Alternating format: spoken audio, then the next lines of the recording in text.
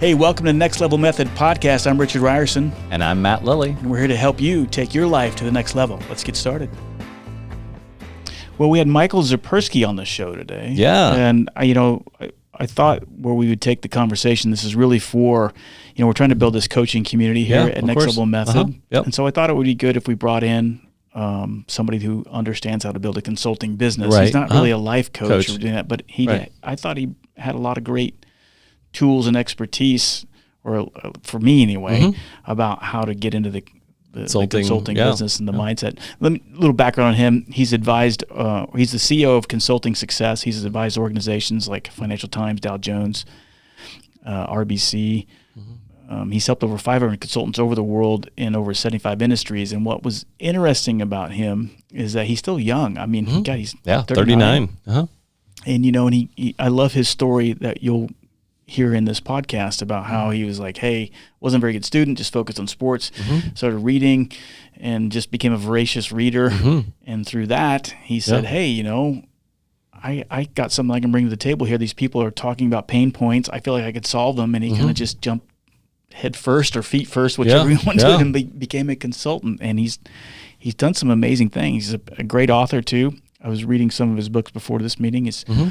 I really liked him. And so what were your takeaways from this conversation? Yeah, no, definitely. I think it applies to anybody really about mindset, right? Mindset, what it takes to be successful in any area of life, whether that's, philanthropic, it's, you're a musician, you're a writer, whatever you are, right?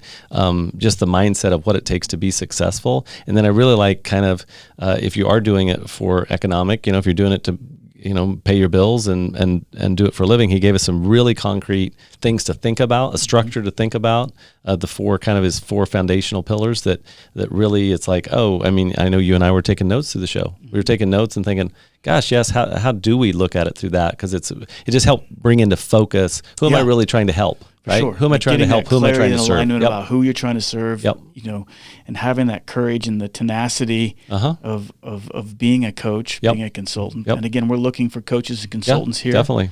And so we encourage you, if you're thinking about it, becoming a life coach for Next Level Method, I encourage you to listen to this episode. Go check out more and learn more at nextlevelmethod.com. Also, we got a brand new app that you can download now and become part of the Next Level Method community. It's on your Apple Store, right? Yeah, any app store. Any app store that you can download it to your phone, and that's a great way to connect and stay connected with Next Level Method, hear about all the live events that we got coming up, and how to become a coach with Next Level Method. And please follow us on your favorite podcast application. It does wonders for us when you subscribe, rate, and review to get noticed in the sea of almost 3 million podcasts. So any support you can by following us and subscribing, and particularly writing a review about Next Level Method if you're finding some value on this show. Again, thanks for being a supporter of Next Level Method. Let's get on with this conversation with Michael Zipursky here on Next Level Method. All right, Michael, welcome to the show. So excited to talk with you. Yeah, thanks for having me. Great to be here. One of the things we're doing at Next Level Method is creating this community of coaches and consultants. And, like myself, I got into the consulting and coaching business about a decade ago. And I remember prior to it, I thought, there's no way I could do that. And even while I became a coach, sometimes even as fresh as last week, I can't do this anymore. What am I doing wrong? Right. One thing that I love about you, Michael, is this: you really get in the mindset of what it means to be a successful consultant, coach, and creating a business. You really understand. Your book gets into what it means to be an elite consultant, and a lot of it's attributed to mindset, right? So I really would like to explore that today. Be very happy to. Yeah, so tell us a little bit about yourself first, though, before we dive into that. How did you get involved in creating consulting businesses, helping people grow their consulting business? How did you start down this path? Yeah, if I go back even before starting the business, one thing that might be important as part of the story is I was very competitive in sports. So from a young age, that was a way for me to kind of prove myself, to try and be recognized. Further background to that is I was born in Toronto. When I was young, my parents took my sister and I to Israel. And so I grew up for the next 4.5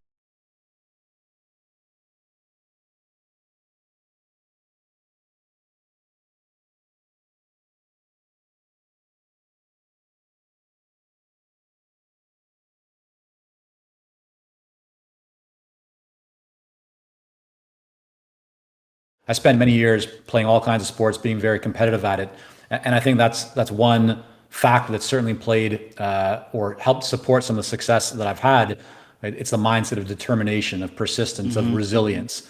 If you get knocked down in sports, you got to get back up again, because otherwise, you're out of the game. Like, you might as well not play.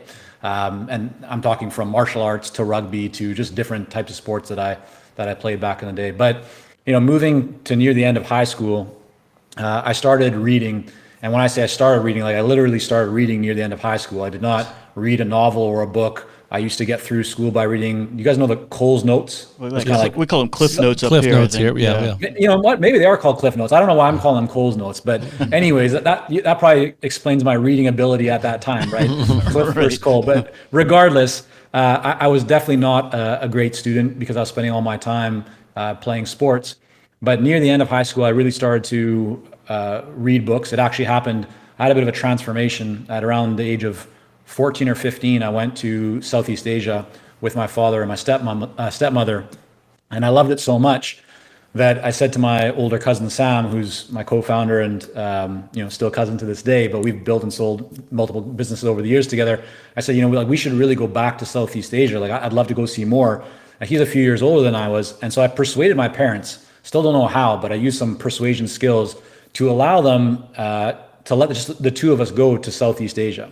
And so I was 15 and a half, maybe 16 years old. My cousin was probably 18, 19, and they allowed the two of us to go. And we spent a bit over a month in Vietnam traveling around. So that just opened up my mind. Now, the reason I'm sharing this with you is because for all those parents out there who might be worried about their kids not reading or going down a different path, I can tell you with 100% certainty that the people around me before I went on that trip would never have thought that I would have been reading books, nevertheless writing books in the future. Wow. So things can certainly change.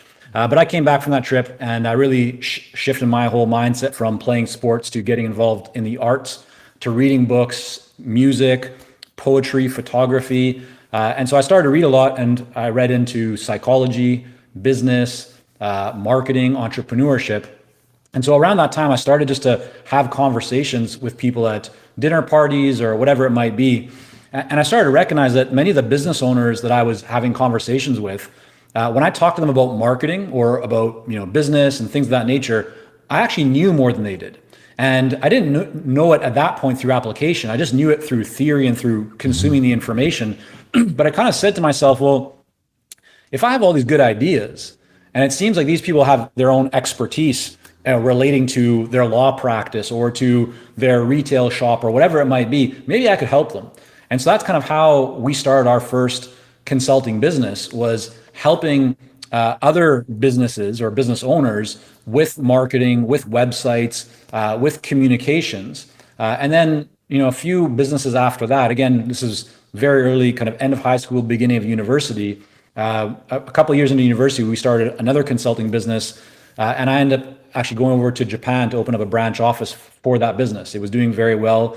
Had the opportunity to work and consult and advise some very large Japanese organizations like Panasonic and Dow Jones Japan, Financial Times, Sumitomo, a whole bunch of others. And through that, we had a lot of experiences where we felt like we were successful. We also had a lot of experiences where we felt like we were hitting our heads against the wall, not really knowing what to do, or and certainly having episodes of attacks on our self-confidence or self-esteem. But we kept going and we learned a lot, and we kind of documented that process. And so a few years after that, kind of, probably about 10 years into our journey of building different consulting businesses, Sam and I had built a few together. We had sold a business. We had gone off and done separate things. We came back to a family barbecue one summer and we said, you know what? We should do something again together. We should build another business together, but this time we should do it online. Every other business had not been online, right? Kind of going back into the ages pre-real internet type of businesses. We've always loved traveling. We've really loved the ability to live and work from anywhere. Kind of that concept of freedom. For us, freedom was living and working anywhere you want on your own terms.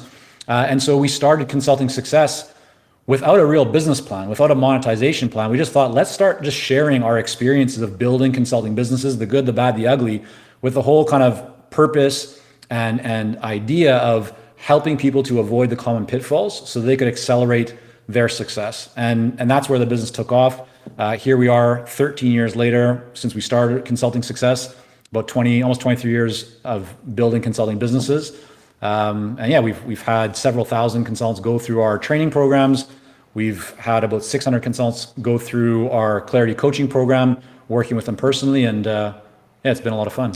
I really, so much, I love that story because it speaks to, I think, a lot of what I was afraid to when I started getting into coaching and consulting, because I would see these people out there and I would Google how to be a coach or how to be a life coach, how to be a consultant. And I would see all these things like, here's this certification program, here's this.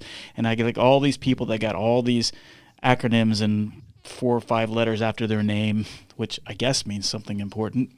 And it intimidated me and kept me from diving in, because I'm like, I got to go spend $10,000 to become an internationally certified. And then finally, when I got some great advice and I finally got a coach myself, and she was a coach, and she's still a great friend and a great mentor today. And she told me, and she had a lot of those acronyms and things by her name. Right. And she sat down with me and she said, you would be a great consultant, a great coach. And I'm like, really? I said, because I'm not. She's like, no. She says, look, who certifies the certifiers? That's what she told me. She goes, who certifies the certifiers?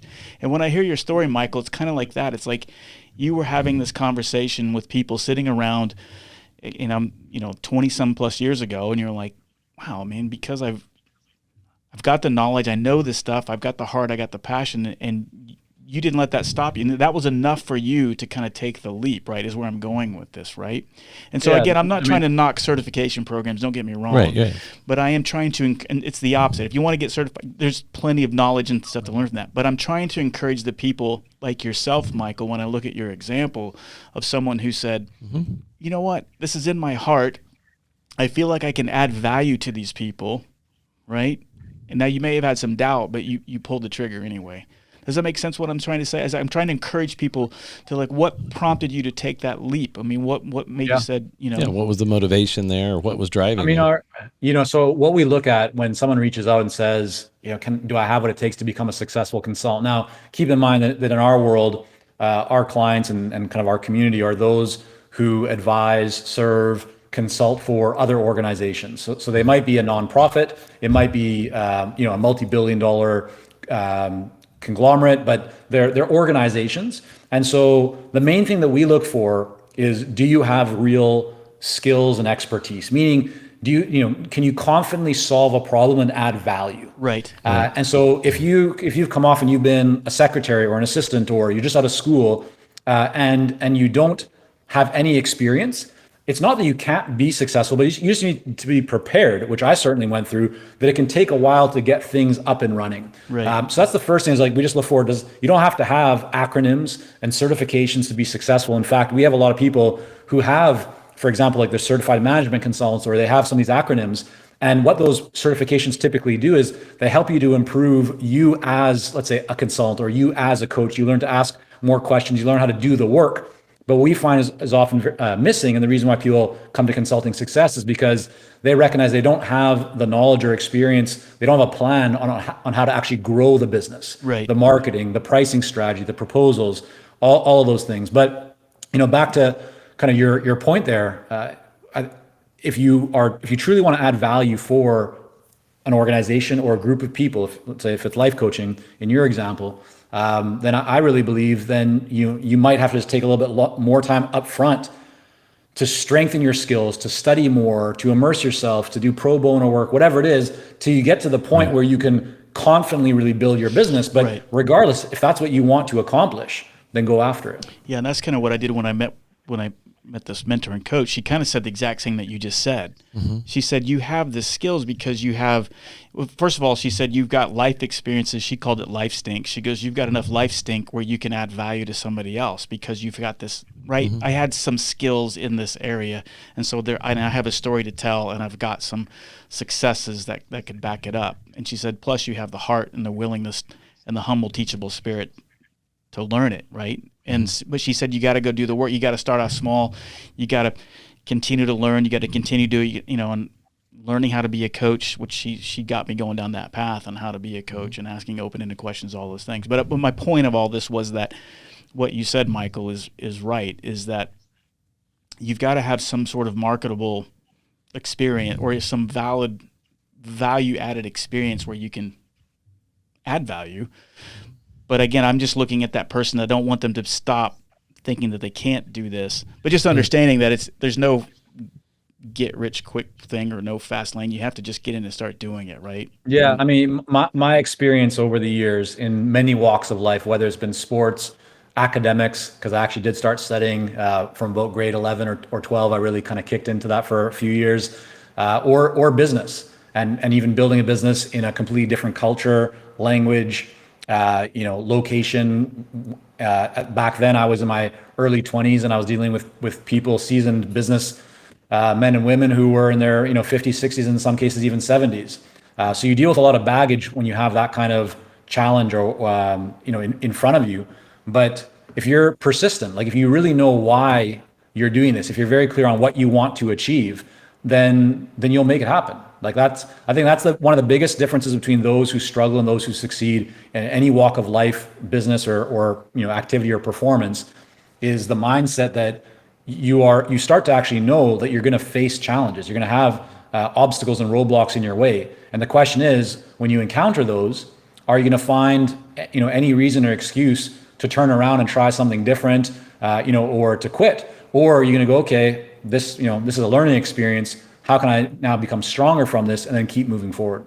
Yeah, go ahead. Well, and yeah, I would totally echo with that and say that, of all of the successful people I know in any area of life, from a Mother Teresa to a Gandhi to Lee Iacocca, to just any person that you would ever, you'd say their name in a group of people, and people will all be like, yeah, I know who that is, right? They all were resilient. Mm-hmm. Yeah, that's what I was right. They were say. just resilient. It wasn't about being the smartest in the room or having the best pedigree or, even necessarily being the hardest worker or whatever you would put as, they weren't necessarily number one in any of that stuff, but they were number one in resiliency compared to their peers. Right. 100%. They were just, they would not, they wouldn't take, I wouldn't say no for an answer, but in essence, they just were determined people, right? I mean, that's ultimately, the more determined you are, usually the more successful in whatever. I don't care if you're a musician, athlete, business person, spiritual leader, whatever you are, resiliency, because you're going to have just like you said, Michael, you're going to have challenges. That's life.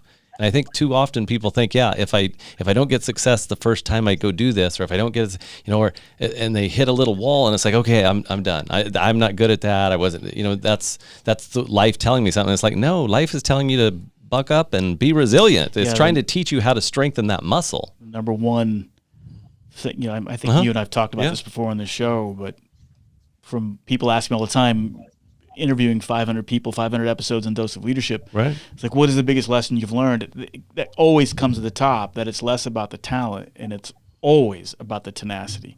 Right. Always. I can't tell you how many people have told me, and even entrepreneurs, local people that you and I know, I go, what was the difference? And I wasn't smarter than them. I wasn't, I didn't have more money. I wasn't even more talented.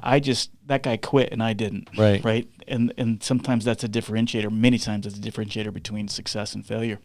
And I think for people listening, I mean, that's why we're really driving home this message, is because I know I've started stuff and been an entrepreneur all my life, and you do hit those roadblocks, and you do hit the things, and you do have the bad days where somebody calls and quits, or the client calls and fires you, or just a whole host of things. And for me, it's always like, am I gonna let it make me stronger, or am I just gonna quit? Right. Yeah. I mean, if you're not having those challenges or obstacles that are popping up, I mean, that's another sign that you're probably not pushing yourself as much as you could. And when I say push yourself, I don't mean push yourself, in a negative way. I mean, push your potential, like to realize. I think all of us have immense potential inside of us. That's actually why I wrote the book that you were referencing earlier, The Elite Consulting Mind. I wrote that because I consistently saw that people could have, they could know what to do. They could be their minds could be filled with strategy and multiple tactics and things that they could actually go out and apply, but they wouldn't. And the question is, if you have all the information, if you actually know what to do, why aren't you doing it? And so that now all comes back to the mindset. And so if you prepare yourself for challenging situations, you prepare yourself to kind of go out of your zone of comfort. That's where you're going to grow. And so I think people should not only prepare for that, but in fact they should be excited about that, because when you rub up against those obstacles or those challenges, but you look at that as a way to improve, as a way to get better, then entrepreneurship really becomes exciting. Well, and it shapes your character. I mean, I think you probably got that from being competitive in sports, right? And that's kind of where you opened up talking about how all you did was play competitive sports for so long. That set the framework and the mindset to, it gets you to the point where, like, what does even failure mean? It's kind of a nonsensical word, really, when you think about it, because you understand that coming against obstacles or even losing, and like that's the big thing I got out of sports is like, and I had great coaches that, in fact, I remember the losses more, not so much that they were painful, and of course they did and they sucked, but how the coaches told us to react to that in that failure. They're like, you hold your head up high and you do this, right? And you walked into the room, and then we embraced the failures almost, as opposed to what you see in some coaches that aren't so bad or aren't so good. But it's like, I learned to embrace the suck, as we called it in the Marine Corps, right? It's like you embrace the suck. You're like, yeah, this sucks, but this is what is making you. This is what's making you so that you can deal with the seemingly impossible, and everybody else is going to fall to the wayside.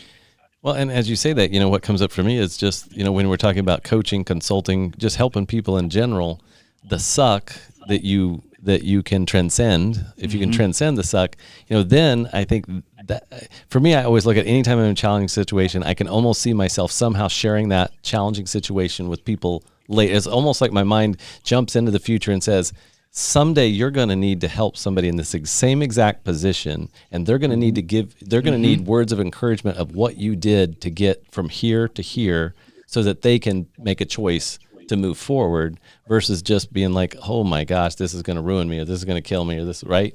I always look at it, and maybe that's my own way of dealing with stress or dealing with, but it's basically framing my mind of, I'm learning this because in the future.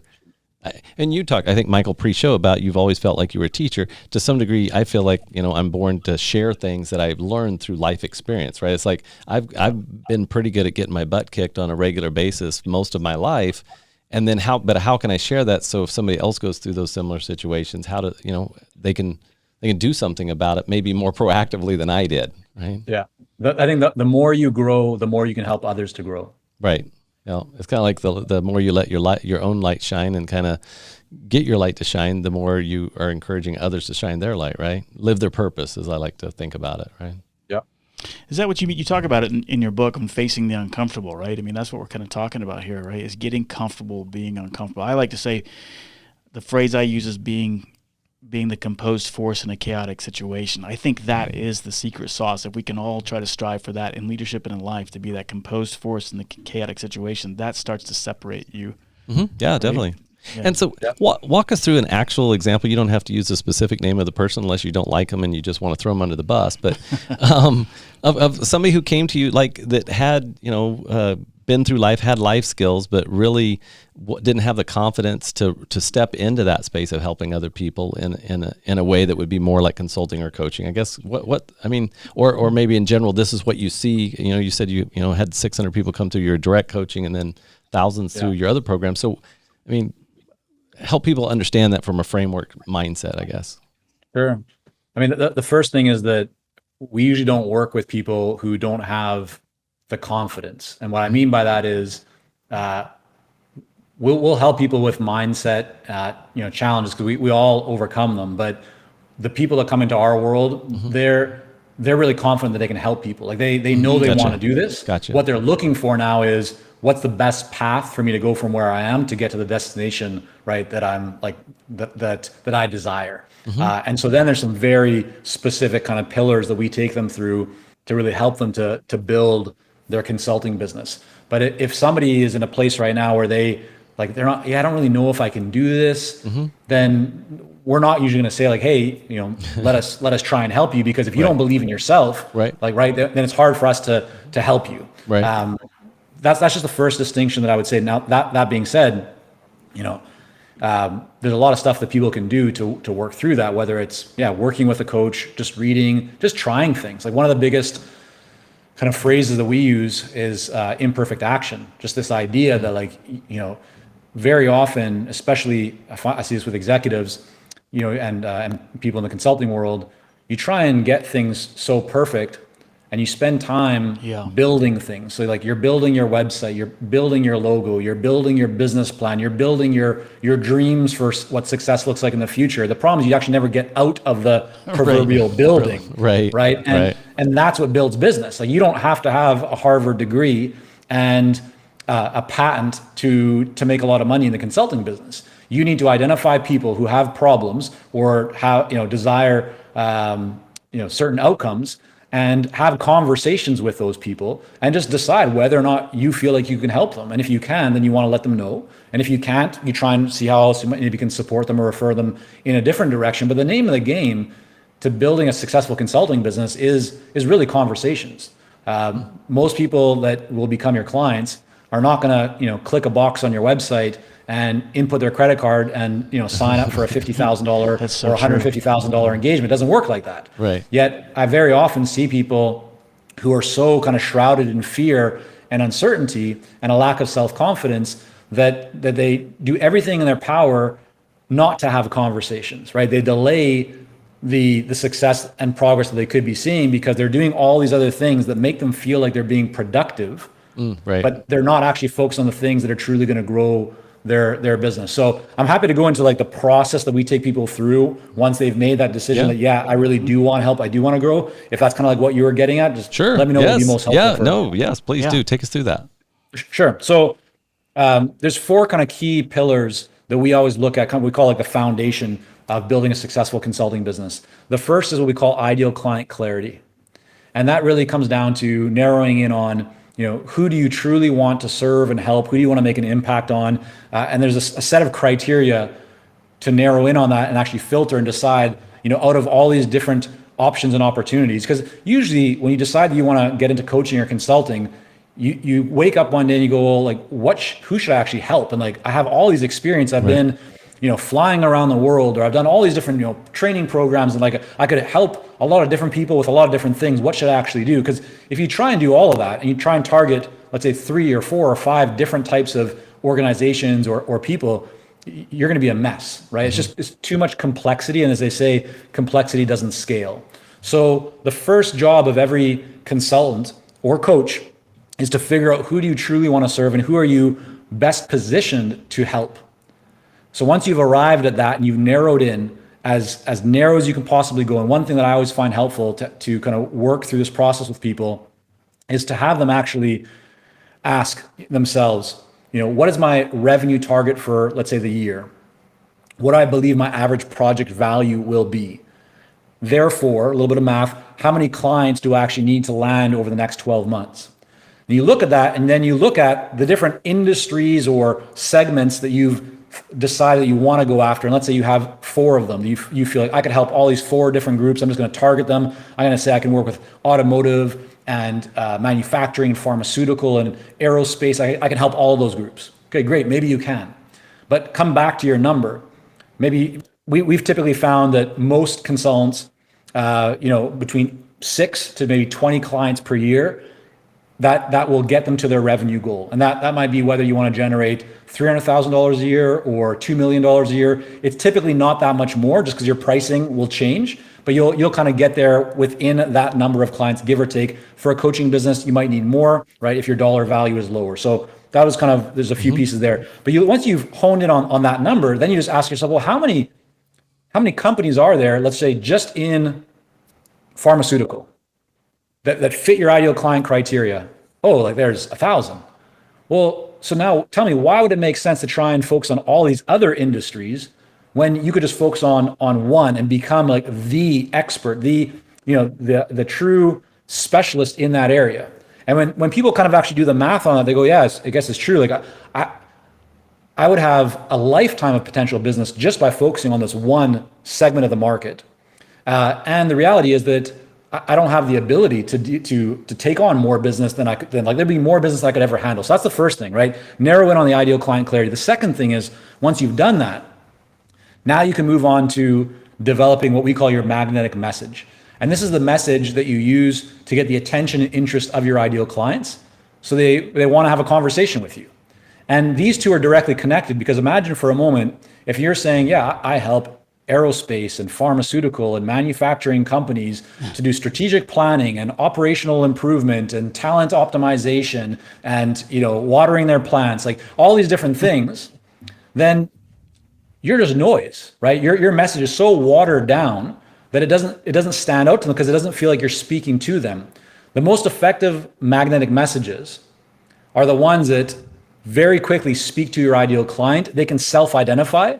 They go, yeah, like you're speaking to me, and the problem that you've just talked about, or kind of you've pointed out, that's what's on my mind right now. And the outcome that you've shared, that's the outcome that I also want.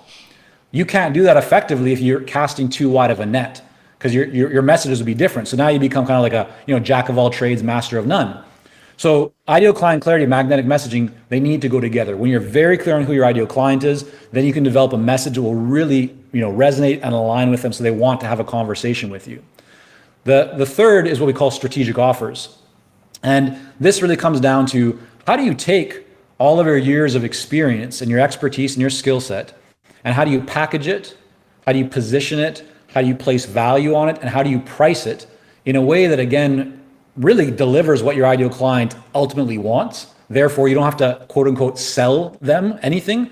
You end up just having a conversation, be able to offer them what they want, but also whatever you're providing, whatever service or product that is, it should be one that has a lot of leverage in it and one that supports your business model. So as an example, let's say that the reason that you got out of the corporate world to become a coach or a consultant is because you want to spend more time with your young family. Well, offering something where you go and you have to spend a week traveling in different locations, like that would take you away from your family. Well, that's not a good offering to have, even though that's what the market might want, right? That would defeat the whole purpose of having a business that gives you more time to spend with your kids if you're going to be further away from your kids more often. So it's really important that you align your business model, your lifestyle kind of desires, with what the market wants, and figure out how do you take all that and package it, position it, place value on it, and price it in a way that, again, works for the marketplace and works for you, and really hones in on, kind of shine the light on your true expertise and where you can create the greatest results and value. The fourth is what we call the marketing engine. So now that you know who your ideal client is, you have your message intact to get their attention and interest. You know what you're going to offer them, so you feel more confident about what to actually talk about and how you can help them. You're not saying you can do 10 different things. You've narrowed it down. I mean, we've typically found that, just to kind of go back to strategic offers for a moment, most consultants and even coaches can get to $1 million and beyond with 1 to 3 offerings maximum. So when you go to these websites and you find that people have like 10 different things that they offer, that's usually more noise. And if you have, anyone that's done any kind of like optimization work or M&A work or, private equity or anything like that, what people typically do is they go into organizations, they look for, okay, what are all the different like SKUs or products or services or, things we have in the business that aren't generating a lot of money, like, they're not profitable. What is profitable? They cut the stuff that isn't profitable and they focus on what is profitable, right? This is like the 80-20 principle, right? In just happening here in front of our eyes. And you'll typically find that you don't need a lot of things to create success, because most of your success comes from very few things. So you want to identify what are those few things. That's the strategic offers. And that's why, again, to get to $1 million and beyond, you don't need much more than 1 to 3 offerings to do that. Usually I'd say two is the kind of the sweet spot, but some people might find that 3 works. And I'm happy to kind of talk about what that would look like if you guys want. The fourth is what we call the marketing engine. So now that you have all these in place, the next thing is you have to go market. You have to go get on the radar of your ideal clients, right? This is typically the biggest challenge that, or not, I wouldn't say biggest, probably ideal client clarity is one of the biggest challenges for people to really narrow in and commit to that. But the marketing side is also very, not only counterintuitive, it just doesn't feel right to a lot of people, right? You don't feel comfortable promoting yourself, talking about yourself, shining a light on your accomplishments. Most people come from that corporate background or whatever it is, where you're told not to put the focus on you, but to put the focus on your team or the brand or the company or the product. So you don't feel comfortable necessarily talking about yourself.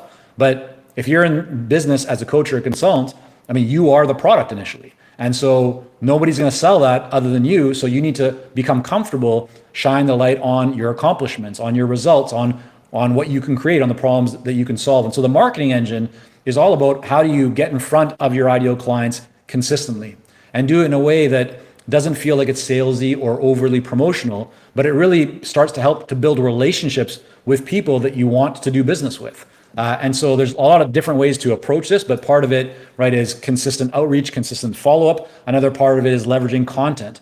Really, if you think about the different ways to demonstrate value to a prospective client, you can do it through receiving a referral or introduction. You can do it by having a really great, you're mentioning before about asking like great open-ended questions. So by asking great questions, you can demonstrate value by getting people to see things and think about things that they haven't seen or thought of before. But how do you demonstrate value if you haven't actually interacted with somebody or received that referral or introduction? And the way that one of the most powerful ways to do it is through content. So whether it's you have a podcast or you have video series or you write articles and you're published or books, or all these things are ways to demonstrate value before you ever had a chance to even have a conversation with somebody.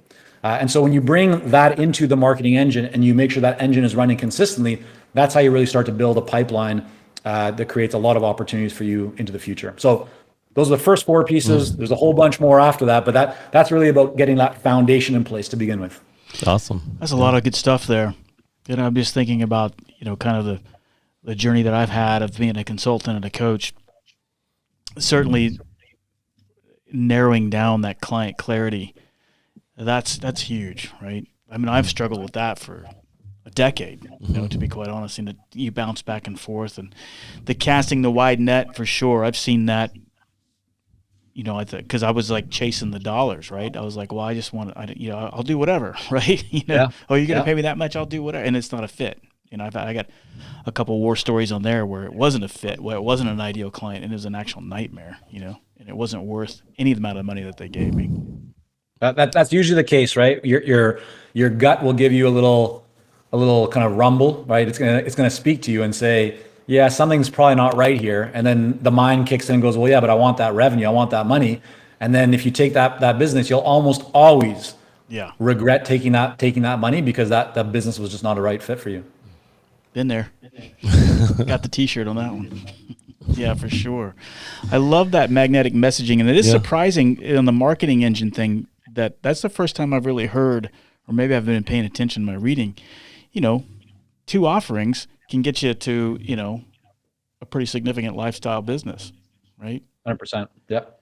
I know I've and it's weird because you see some of this kind of funnel marketing thing, and they're saying, oh, you need this free offering, then you need this, and next thing you know, you got 10 different things. You're like, holy cow, it seems overwhelming. Mm-hmm. Right. But I like what you're saying there about what are the real 1 to 3 things that could really get you across but you got to do the work.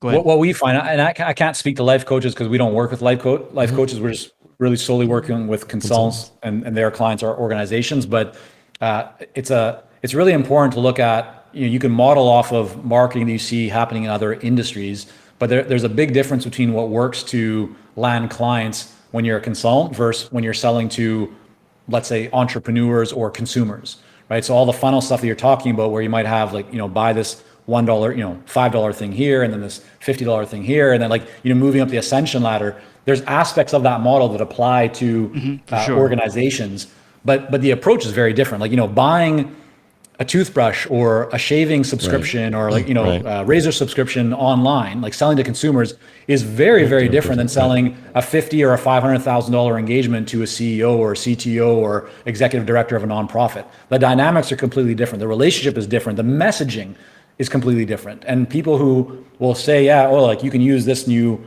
automated webinar thing to land. It's like, have you ever actually worked with a CTO or an executive in any side? Those things don't work. So I think it's always important that people look at who's my real ideal client, and then how can I model success after actually what's working for that specific type of marketplace. Agreed 100%. And I know me and a few other buddies who've kind of gone through this journey together in their businesses.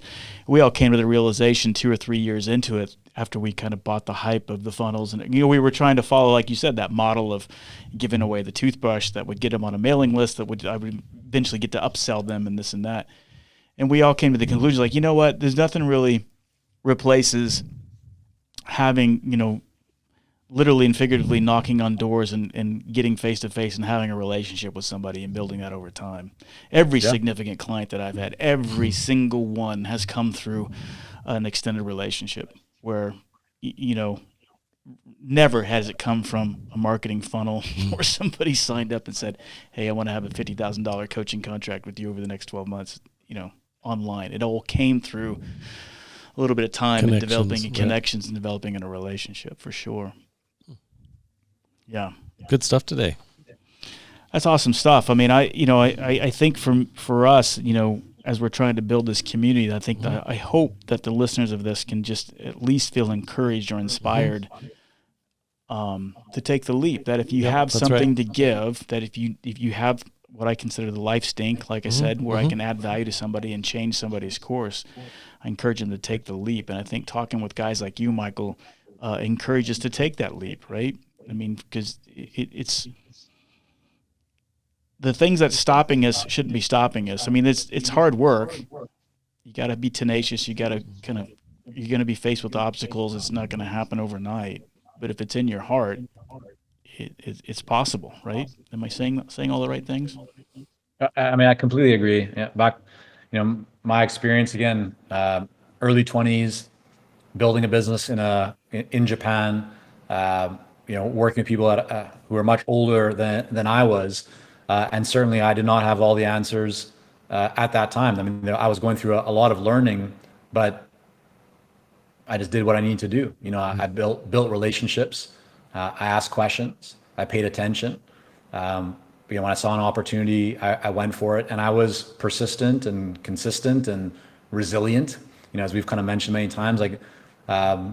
That's what business is all about. So I think if your main message for everyone today is, if you want to do something, if you feel like you want to achieve something, whatever that is, go for it. And I think that's a great message. And whether that's in business or whether that's in your personal life, whether that's fitness, health, wealth, relationships. There's a great quote that I was reading a book last night. It's called Karma. It's by Sadhguru is his name. Oh, yeah. I'm familiar with Sadhguru. Do you know that? Yep, I know who he is. So I just he kind of came in my world recently. And as I was reading last night, I'm going to be like a paraphrasing, but he essentially said there's no such thing as suffering or bliss in life. Like it all comes down to like what you make of it. Right. Like we get to choose, do we want to suffer or do we want to find bliss? And the more I'm kind of like, noodling on that and letting that concept marinate in my mind, the more I recognize that to be very, very powerful. I wrote in one of my more recent books, Act Now, about the concept of like putting on glasses every single day. Each one of us wakes up and we get to choose, do we put on, the negative tinted glasses where we look at everything that's happening around us and ask like, why is that happening and what's wrong with that? And like we take the negative, we have a scarcity mindset, or do we put the glasses on, the lenses on, where we see things being positive and we look at something and go like, oh, that's an opportunity, or yeah, that really sucks, but how can I turn that around? And I think regardless of, I know some people's situations are far worse than many of us could imagine, and so I don't mean to speak in a way that kind of degrades that or the severity of some people's situations. But in general, I think most of us have a lot more opportunity to achieve progress and our potential and our success than we allow ourselves to, because we're not catching ourselves in those moments. We let the moment, we let kind of life control us, where we can actually take much more control by thinking about every situation, every incident, every challenge, and thinking about how can we turn that into something positive? How can we move forward with that? So maybe getting a little bit out there. No, not at all. We're in that space a lot. I just found it to be really powerful for entrepreneurship. Yeah, that's aligned with a lot of the stuff that Matt and I believe and what we talk about on this show. Exactly. That we're always at a choice. We look at ourselves as creators, and creators are always at a choice. Yep. And how nobody can take that away from you. You can choose how to respond to any situation, and it's very powerful. It sounds simple, and it is simple to understand, but it's difficult to put into play because my natural tendency is to go, oh, this sucks, and why me? And right. But if you can go, hey, this sucks, and to your point you talked about earlier in this episode is like, if you could in that moment go, what is this teaching me? What is this doing? How can I do this? Okay, and that's embracing the suck. Right. Yep. Definitely. Michael, awesome stuff, man. How can people reach out to you, learn more about you, and connect with you? Yeah, everything's at consultingsuccess.com. Always welcome people to connect on LinkedIn. Just appreciate if you put a little note or message in there so I know, where you're coming from. Say I came from, Matt and Richard's podcast here. It's always appreciated. So I know. And I mentioned earlier, guys, that if anyone's interested in, learning more about starting, running, or just growing their existing consulting business, we do have a free guide. We put together our most popular articles in one place, and that's at consultingsuccess.com/blueprint. You get instant access to that, and comes with some emails that I send out about kind of my journey, share some pretty wild stories from my days in Japan, building the business over there. Of course, you can unsubscribe at any time, but I think you'll find the guide. We've had about 37,000 plus people now access that, so I think you'll find it helpful. Sweet. I love your stuff, Michael, and I appreciate you taking the time to talk with us about this, and we'll have links to all that on the show notes. I really do appreciate you coming onto the show. Thank you so much. Yes, thank you. Richard, Matt, thank you guys. Appreciate it. Hey, thanks for tuning in to the Next Level Method podcast. If you found some value in this, tell somebody about the show. Tell your friends, tell your spouse, tell your kids, let them know all about Next Level Method. And go to nextlevelmethod.com to learn more and join our community. Thanks for tuning in.